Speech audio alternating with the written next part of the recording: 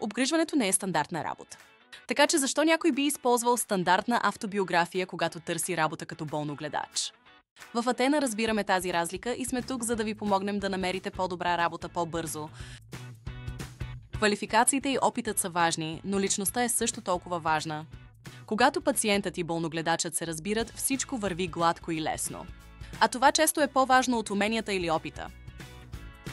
Ето защо в Атена се фокусираме върху личността.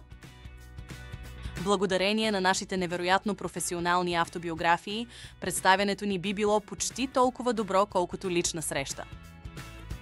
Това ни помага да ви намерим по-подходяща позиция по-бързо.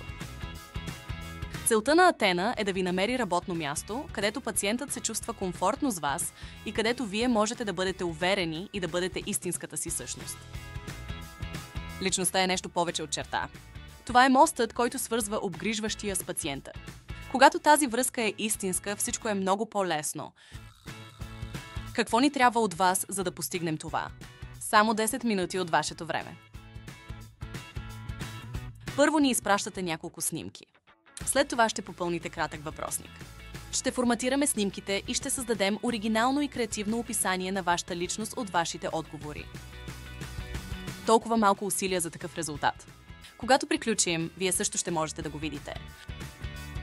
Помогнете ни да ви представим по-добре. Заедно ще гарантираме, че правилният болногледач ще намери правилния пациент. Това е разликата на Атена. Нека заедно направим обгрижването на възрастни повече от просто работа.